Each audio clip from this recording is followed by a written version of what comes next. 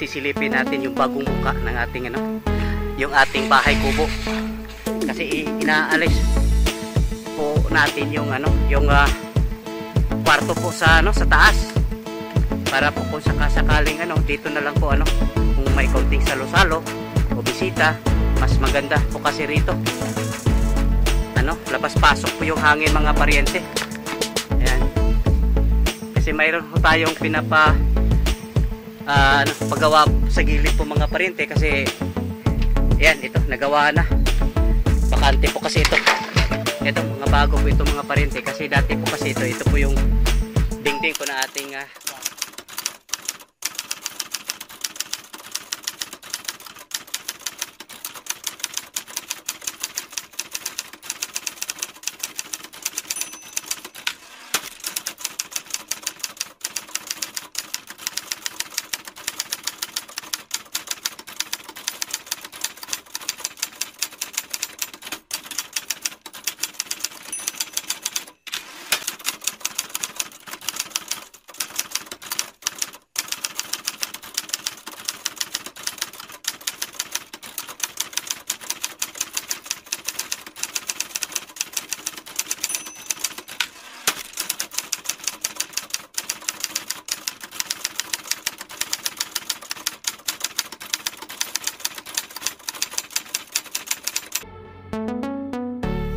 ayan mga paryente, isang makulimlim na umaga. Yan, update po tayo. Dito po tayo sisimula dito po sa ating talong kasi umiepekto kaagad mga paryente yung pong ginawa ho nating pagpupruning. Yan, pansin po ninyo medyo malinis na po yung sa pinakailalim po niya at saka umiepekto kaagad mga paryente yung pong ating mga bunga po napakahaba na. At saka yung dahon po nila mga paryente, titignan ho ninyo, napakaganda na po yung mga dahon at saka ang dami pong bulaklak. Ayan. At ito sisilipin natin po yung yung mga pitas po natin ngayon. Yan, humahaba na. Bumabalik na po yung haba po niya mga paryente at saka ang daming bulaklak. Ibig sabihin lang po nito, ang dami pong susunod na bunga. At mamaya po pag hindi umuulan, yung pong nilagay natin na synthetic nung nakaraang linggo, babanlawan po natin ngayon ng tubig lagon mga paryente. Yan, ito po yung kaibahan. Magmula po nung pruningan po natin, ang gaganda po ng mga bagong dahon po niya at saka sangkatutak na bulaklak mga paryente. Kaya umaasa po tayo. Ang dami pong mapipitas nito pag itong mga bulaklak na ito magtutuloy mga paryente. Ayan, mga paryente, itong nasa harapan po natin, ito po yung lupa na pagtatamnan po natin ng ating talong. Hindi ho matapos-tapos pero marami na po silang plat na po mga paryente, pero hindi nga matapos-tapos po nila gawa nung sunod-sunod po yung ulan mga paryente. Pero yung gagawin ho natin dito, yung gawing basal po natin mga paryente, yung ipot chicken manure po mga paryente. Yung po mga nakikita ho ninyong sako-sako na yan po matagal na po i-stock natin. Mga po yan, chicken manure. Yun po gagawin po natin basal po rito.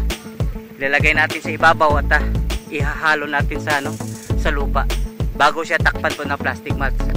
At ito nga pala sa bandang kanan po natin, ito po pagtamnan po natin ng ampalaya. Pero nahuhuli na naman po tayo mga paryente. Dapat sana yung ampalaya po natin dito gumapang na po sila mga paryente para tuloy-tuloy po yung ating supply. Kasi yung po ating ampalaya doon and yung pang 17 pitasan na po ngayong araw. Kaya marami na pong puron. Pero may magaganda pa rin po yung bunga po niya mga paryente. Pero tansya ko po hindi na po yan magtatagal. Siguro yung tinatarget po natin yung ating ampalaya na yan 20 na pitasan. Makukuha naman natin mga paryente yung 20 pitasan. Pero dapat sana may kasunod na po siya. At ito na po yung ating okra mga paryente. nag-umpisa na po siyang namumulaklak. Ibig sabihin po mamumunga na po ito mga parente. Magaganda yung ating okra ngayon mga parente, kasi 2 beses po tayo sunod-sunod na tinitira po natin ng insecticide, kasi nung maliliit pa po ito, pansin po natin na inumpisa na po na inatake po ng mga insektos. Diretso po tayo mga, ito nga pala yung pong ating siling panigang.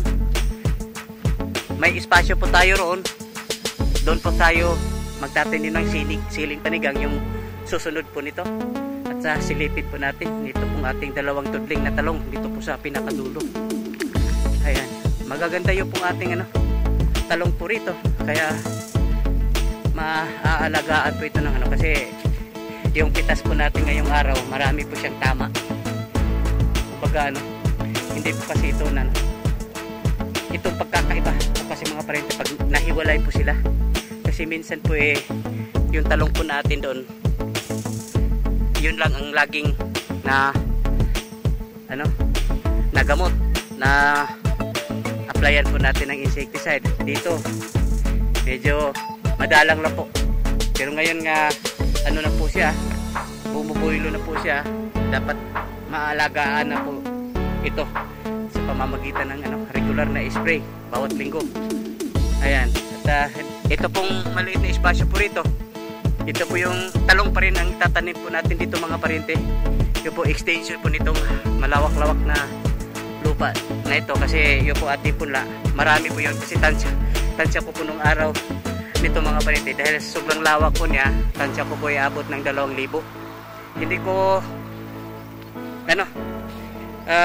medyo nga pala, yung ating single line lang po tayo dito mga parente, hindi po yung double line katulad po doon. Kaya tapos yung po pagitan po niya medyo malawak para makapasok po yung ating tractor. Kaya mga lang po ito, 800 lang po yung magkasya po rito.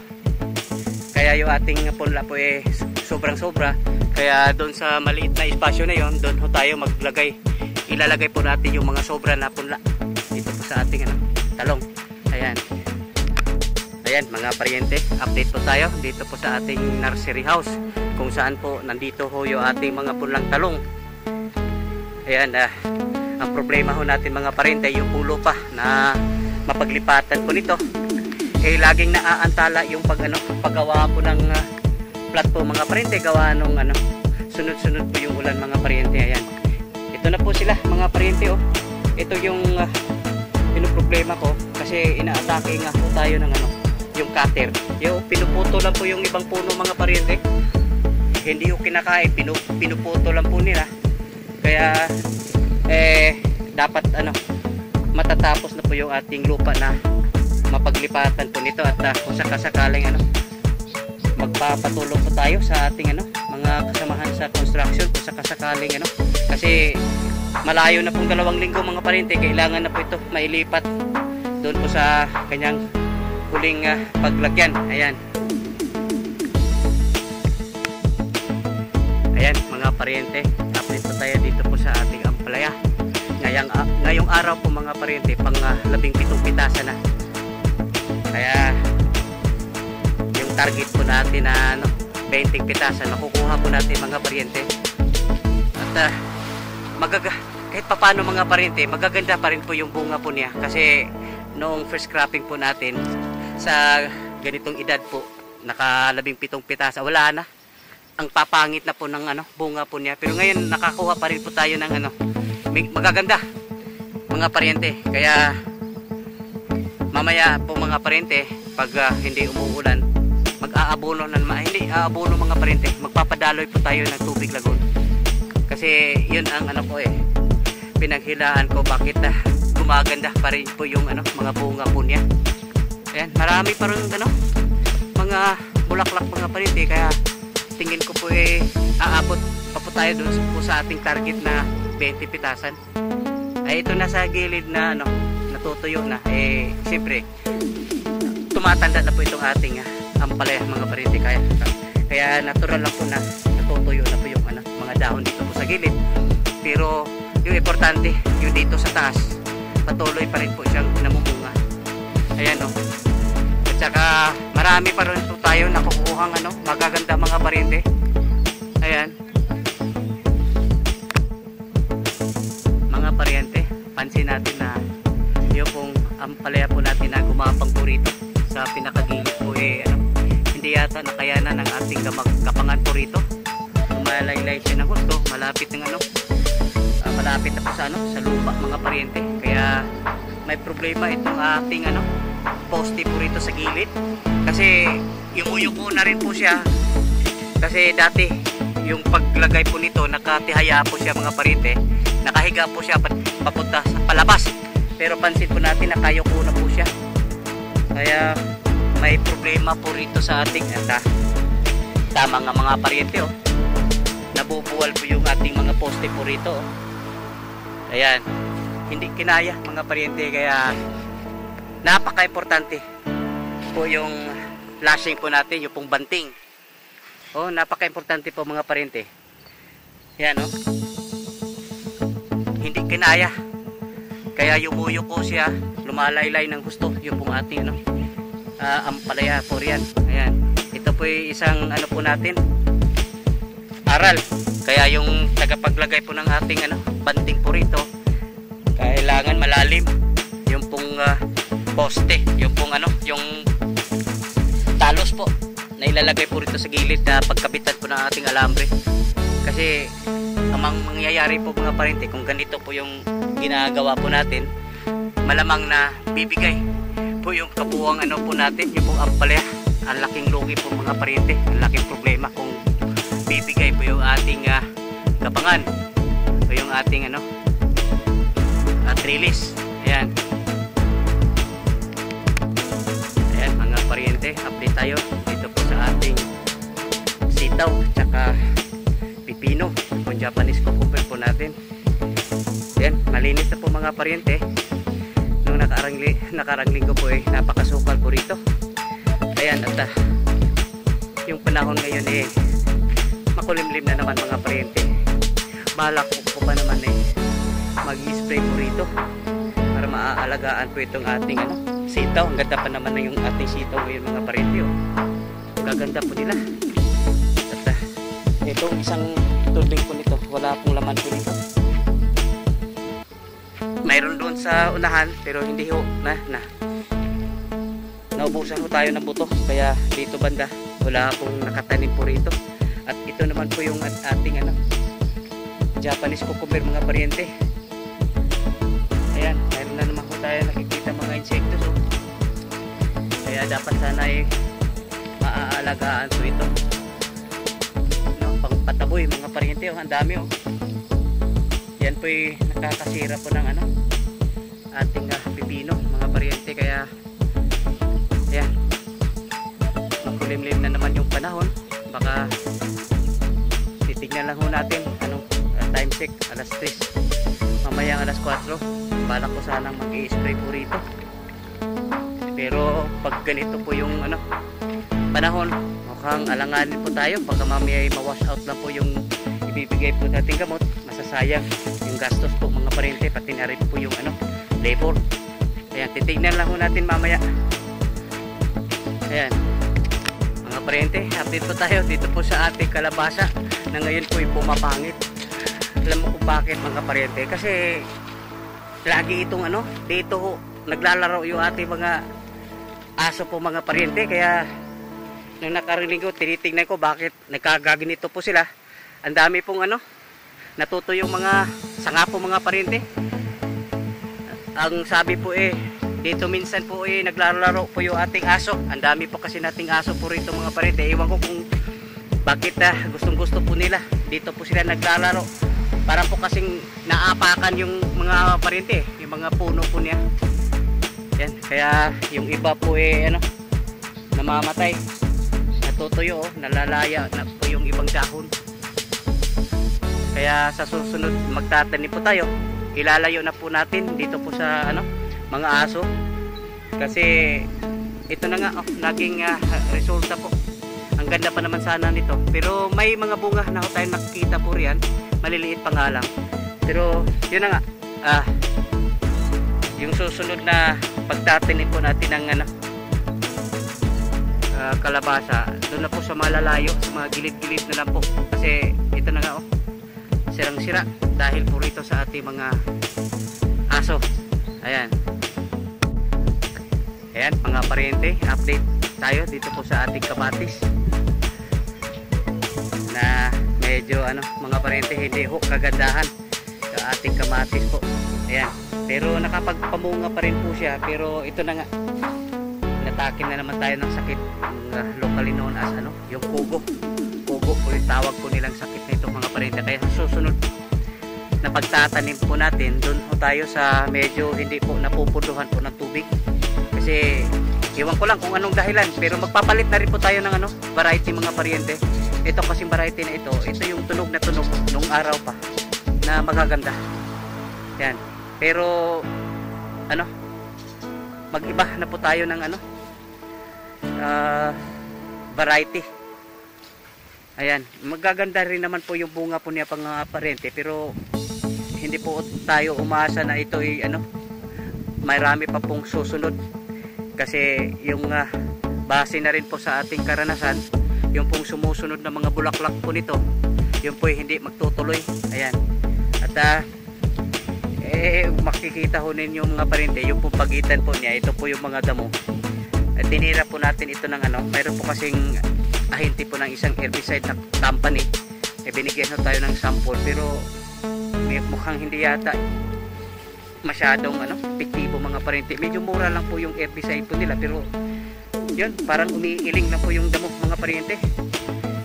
Ayan, kaya siguro tapangan po natin yung timplada po ng ano po nila.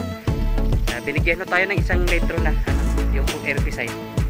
Siguro sa susunod natin pagtitira po natin, hindi nga na ano, nasunog po lahat, hindi ho namatay. Kaya sa susunod na pagtitimpla po natin, tatapangan po natin. Kaya tingin ko po ano, doon pa rin po tayo sa dati nating ginagamit na herbicide, kasi ganun din mga paryente, medyo mahal po yung ginagamit nating ano, herbicide, pero epektibo, napaka-epektibo po. Pero ito po yung ano, yung sample po niya, siguro kulang lang siguro sa ano, tatapangan po natin para may epekto yung pong ano, herbicide na yun. Ayan. Yeah, mga paryente, ano, sisilipin natin yung bagong mukha ng ating ano, yung ating bahay kubo, kasi inaalis po natin yung ano, yung kwarto po sa ano, sa taas, para po kung sakasakaling ano, dito na lang po ano, kung may konting salo-salo o bisita, mas maganda po kasi rito ano, labas-pasok po yung hangin mga paryente. Ayan, kasi mayroon po tayong pinapa ano, paggawa sa gilid po mga paryente, kasi yan, ito nagawa na, bakante po kasi ito mga bago po ito mga paryente, kasi dati po kasi ito po yung dingding po na ating kwarto po rito sa taas, kaya nalagyan na po ng bagong kawayan, ganito po. At saka yung po ano, nabalot na rin po yung haligi po natin, kasi ang pangit din naman tingnan mga paryente pag hindi po natin binabalot po ito, kasi mura siya kabang. Ayan, ang ganda. At